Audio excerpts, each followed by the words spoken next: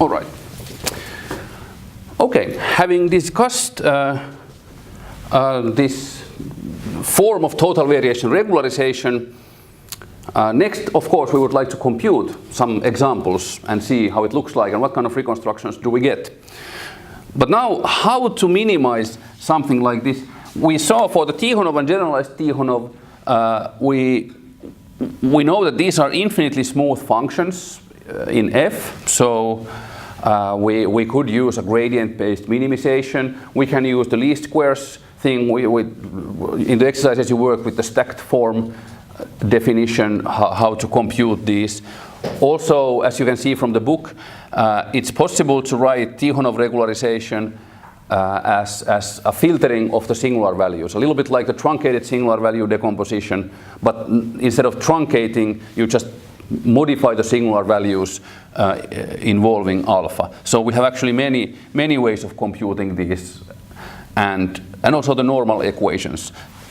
And we will get back to those things later as well.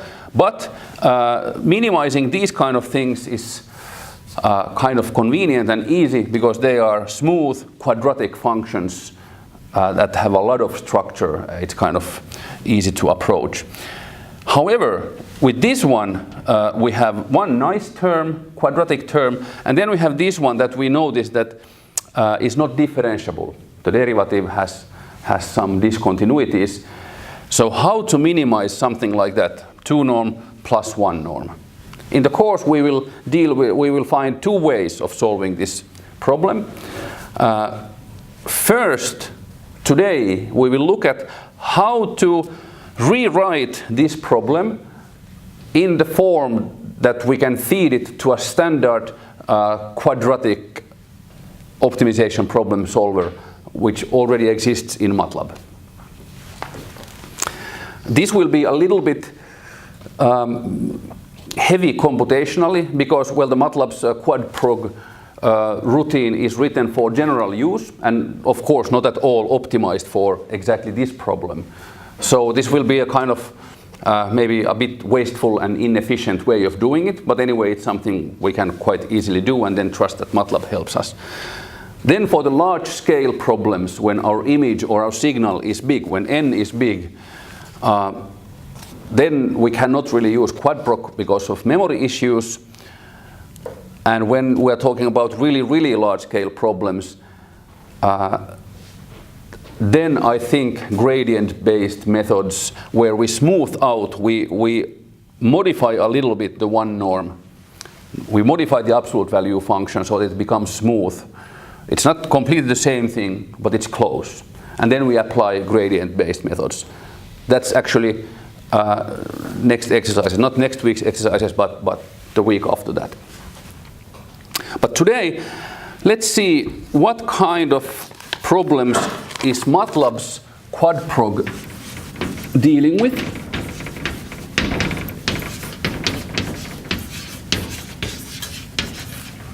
MATLAB's quadprog, so from quadratic programming, it finds a minimum for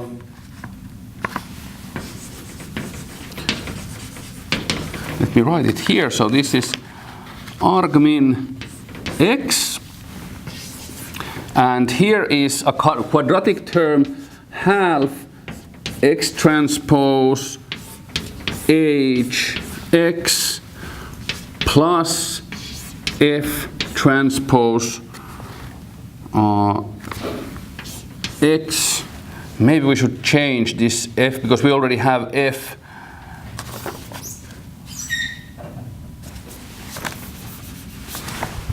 Let me check what do I have here. How did we do it in the... Oh, we have h.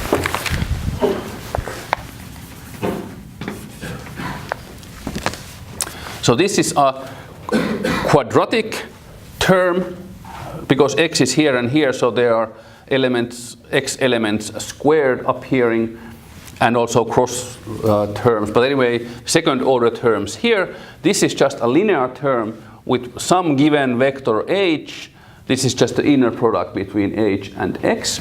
So we are minimizing over x in some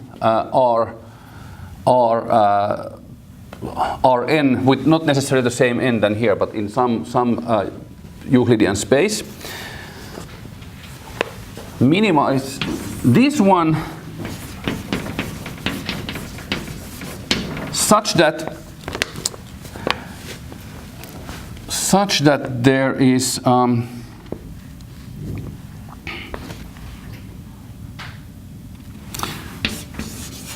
matrix B times x is smaller than some vector b, so there is an inequality constraint, and also an equality constraint b ic. I changed the notation. Let me call it cx equals some vector c. So this is an equality constraint. And then also it's okay to have box constraints. So it's well, lower bound smaller than x j and upper bound. So MATLAB's quadprog can deal with problems where the function to be minimized has this standard form, second order term, linear term, and then there is quite a freedom in giving also inequality constraints and equality constraints. So this is a standard thing, and we will not go into the details how exactly MATLAB is solving this. That's a topic for another course on optimization. So we Yep. get to choose the B and C. Yes. Yeah, so our goal is to start from our total variation and transform it into this form. Find out how to choose capital H, and these capital B and B, capital C and C, and these bounds, so that we are actually solving for the minimizer of the total variation functional. That would be our goal here. I would actually like to thanks to Teemu Pennanen.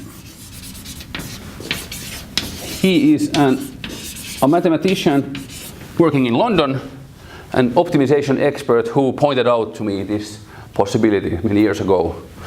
I'm really grateful. I asked him, would there be some kind of a reference where to refer to this trick, but he said this is such a basic trick in the optimization community that he doesn't even know when it appeared. I mean, it's just such a basic thing. I said, well, nice, let's bring it to inverse problems then. But anyway, also let me also point out that these days, especially in recent years, there are many dedicated methods directly for total variation, like the famous Chambol-Pock algorithm, and also some Bregman distance approaches, and it's really a big industry building more and more efficient methods. But here, let's just go the standard route and try to move into this formulation, starting from that one.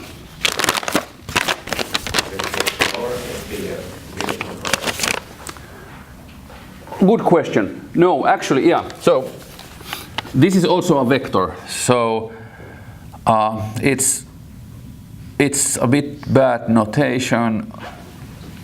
So this, we should take this vector, the jth component, and that should be smaller than the jth component of a vector small b. Same here.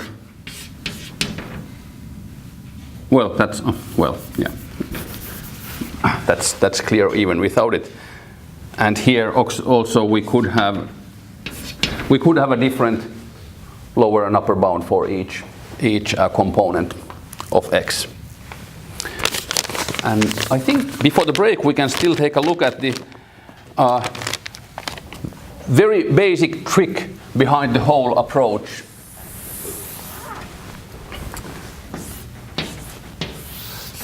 The basic trick as it, of course now we are dealing with discrete functions. So we have a set of evaluation points. But let me nevertheless draw a function like this, with the idea that these are just the values at the evaluation points. So we have a function like this, and actually this function I drew here is actually now meant to be LF, and we are writing LF in a new format.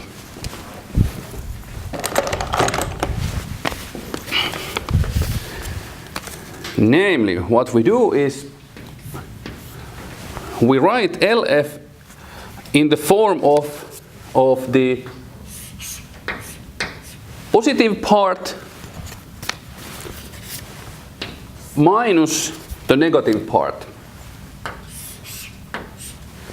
And how this is done, I will just draw. It's very simple.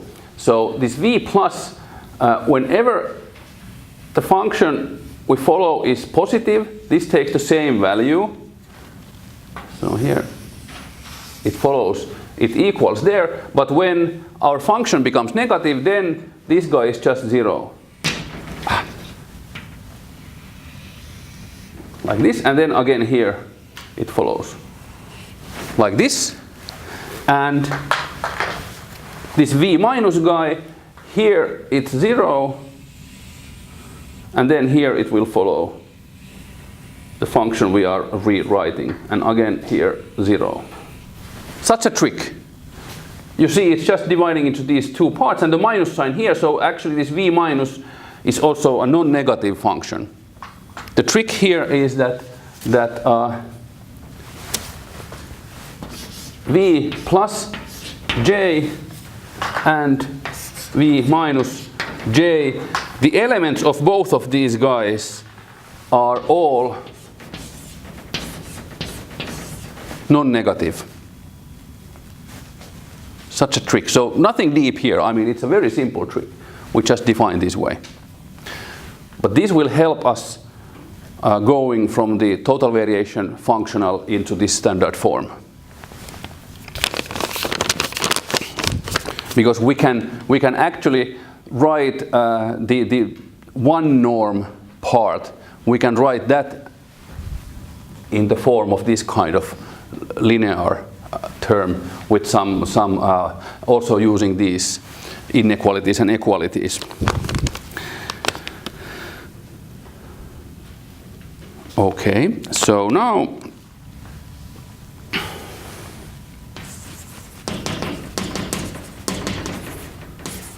minimizing this AF minus M tilde plus LF. So this one is the same thing than minimizing, let's see again, let's think of writing this as the inner product with itself and expanding a little bit. So we have AF norm squared. Then we have, from the cross terms, we have minus 2 times M tilde transpose times AF. So this is the inner product between M tilde and this guy. And from the cross terms, there are 2 of them with a minus sign. Then we have the term M tilde norm squared. But that doesn't depend on F at all. So this is minimizing over F. This is also minimizing, let's see, so this is minimizing over F so far, but we are dropping the term with M tilde, and then now this is really the trick. So, oh, we should have alpha. So this is now the trick, plus alpha times now, if we think here, we have written this guy like this, and now the one norm of the LF, one norm of LF equals LF first component, absolute value, plus LF second component, and so on until the last one. I think we should have maybe n minus 1. This is the one norm. We can write the one norm so that this is actually v plus 1 plus v minus 1. It equals this one, because one of these guys is 0, so we can just put it there. And whichever guy this, if this is positive, then the absolute value equals v plus 1, and this is 0. However, if this element is negative, then this absolute value thingy equals v minus 1, and v plus 1 is 0. Right. So we actually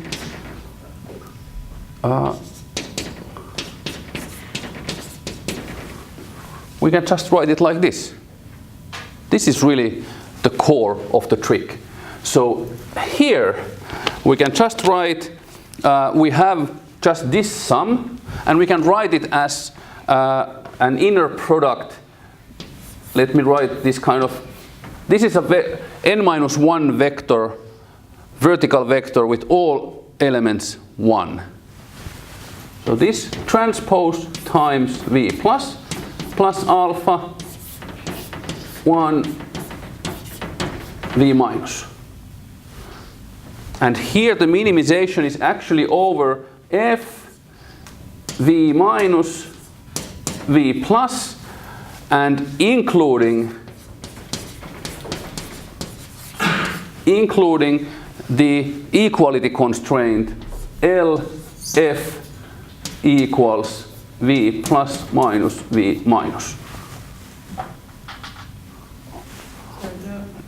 The thing that looks like a characteristic function, that was the one. Yes. So that was a matrix? No. Vector that has all elements 1.